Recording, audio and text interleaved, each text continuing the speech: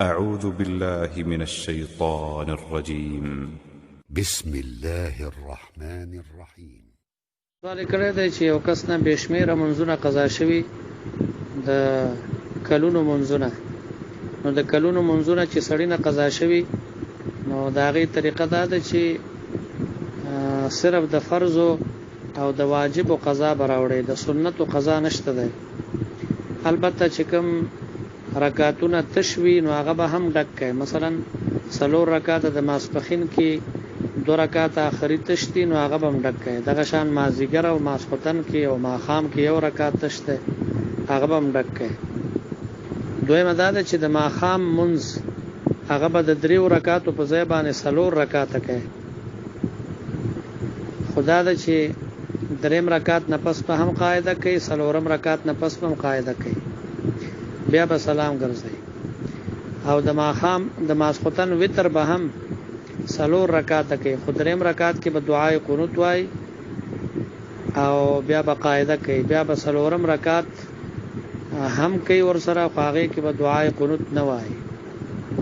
دغه طریقه په وترو کې ده. او د دې وجه دا ده چې که چېرې تا نه دغه منځ قضا شوی نو په قضا کې حسابېږي، او که قضا شوی نه کله داسې یو سړی بېلمازی خو کله ناکله د چا د وجې نه د مجبورۍ د وجې نه یو منځ وکړي نو په هغه ورځ کې 1-2 منځونه کړي نور نه کوي، یا 1-3 منځونه یې کړي 2 یې نه یې کړي.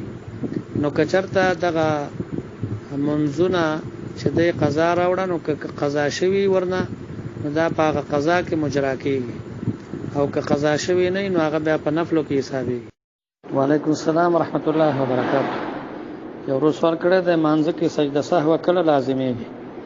چې کله په مانځه کې واجب پاتې شي، مثلا سورت فاتحه پاتې شي یا د الحمد سره سورت یو ځای کول په ډکو رکعتونو کې دا واجب دی، دا پاتې شي، یا ولا قاعده پاتې شي، یا مثلا په وترو کې دعای قنوت پاتې شي، یا مثلا په فرضو کې تاخير راشي، مثلا 3 رکعات یو سړی ادا کړ نو 4 ته پاسېدل پکار دي. یو کس 3 رکعات نه پس کینی دومره کینی چې یو رکن یعنی دومره وخت کینی چې یو سجده ادا کیږي یا یو رکوع ادا کیږي، یا مثلا د اول رکعت نه پس د پاندومره اندازه باندې کینی نو تاخير په فرضو کې راځي، نو دغه صورت کې بیا سجده سهو لازمېږي. نو سجده سهو لازمېږي په پرېښودو د واجبو یا په تاخير د فرض سره.